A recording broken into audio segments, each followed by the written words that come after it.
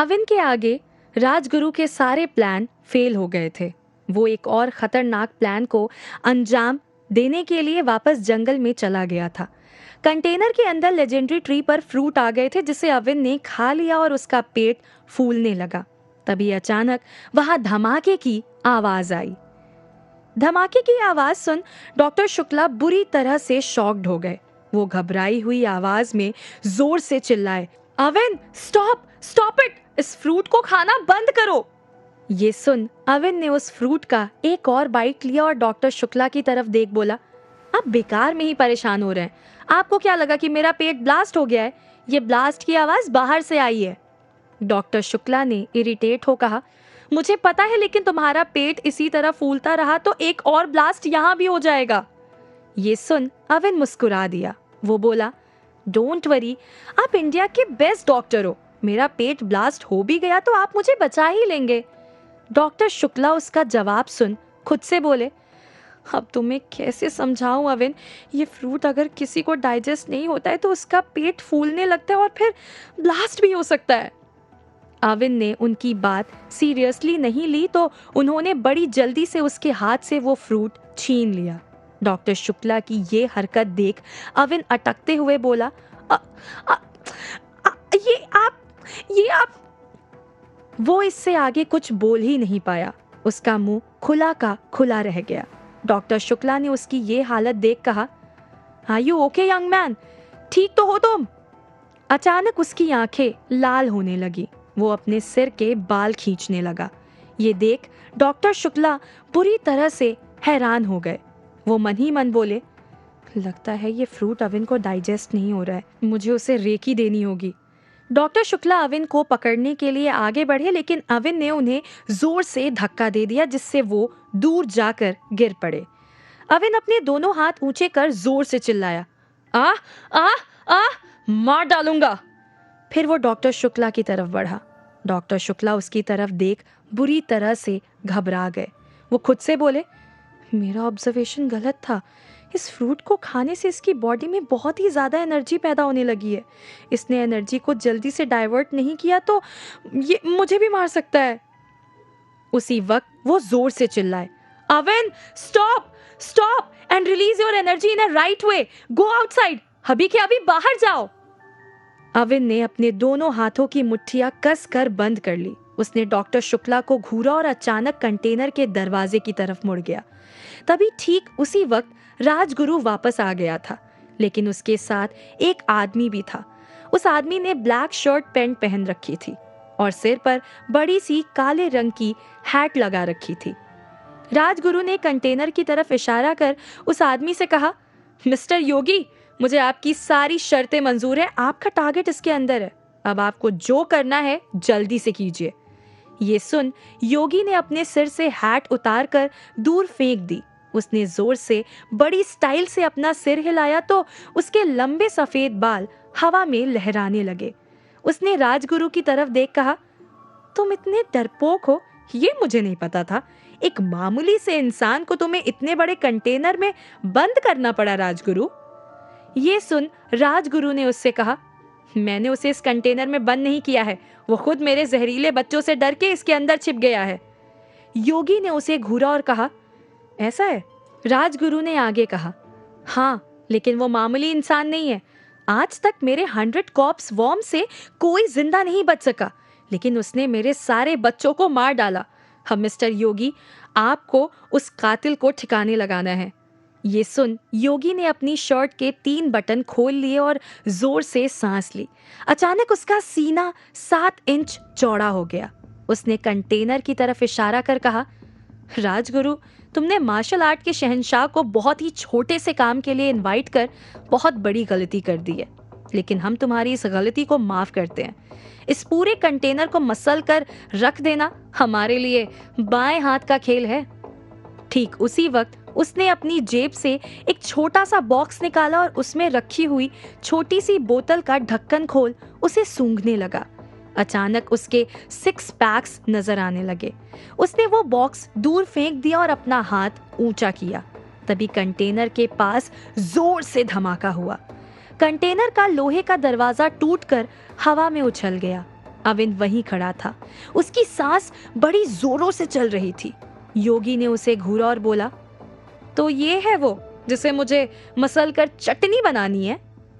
राजगुरु अविन की तरफ देख खुद से बोला, खंडेलवाल ने अविन देसाई का जैसा हुलिया बताया था, ये तो उससे काफी अलग है। ये तो कोई बॉडी बिल्डर लग रहा है। योगी ने उससे फिर पूछा, कहाँ खो गए? मैंने तुमसे ही पूछा, क्या ये टारगेट है? राजगुरु ने घबराई हुई आवाज में कहा, हाँ हाँ हाँ, यही होगा। योगी चौंक गया। उसने राजगुरु से कहा, यही होगा मतलब तुम खुद श्योर नहीं हो? इस पर राजगुरु ने कहा, मैं भी इसे पहली बार देख रहा हूँ, यही होना चाहिए। तभी अविन कंटेनर पर से नीचे कूद गया। वो फुर्ती से योगी की तरफ भागा, पर ये देख योगी ऑलरेडी अलर्ट हो गया था। वो भी अविन की तरफ दौड़ा तो अविन जोर से चीखा, मैं तुझे मार दूंगा। उसी वक्त योगी ने अविन का हाथ पकड़ लिया और उसे पूरी ताकत से अपनी तरफ खींचने लगा।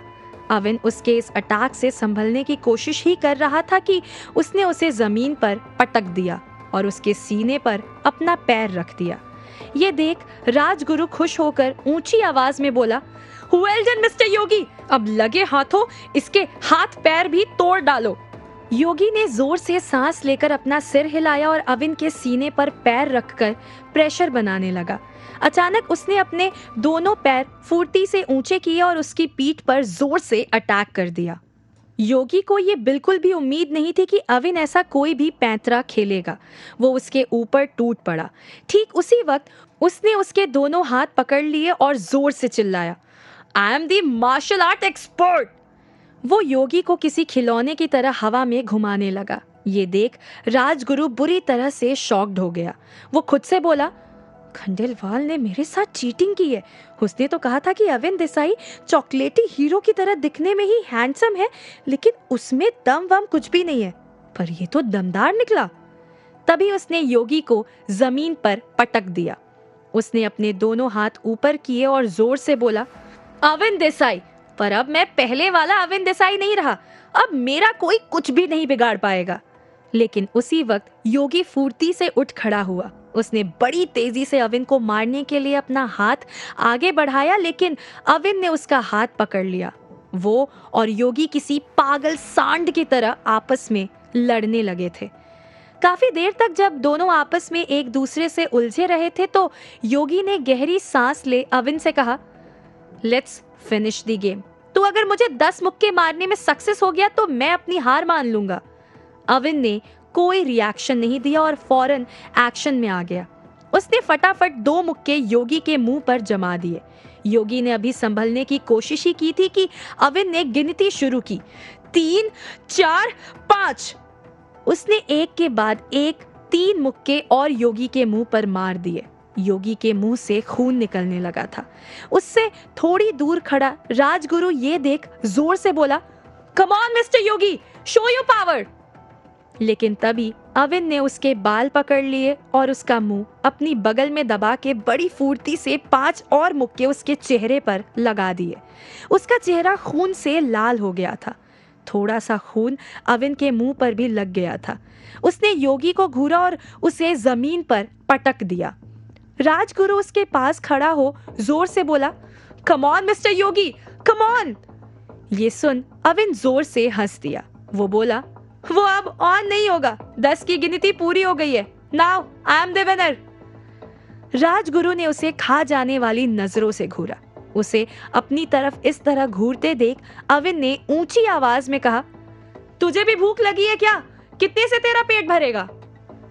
राजगुरु ने एटीट्यूड के साथ कहा, चिराग राजगुरु को मारने वाला अब तक इस दुनिया में पैदा नहीं हुआ है और ना ही होगा।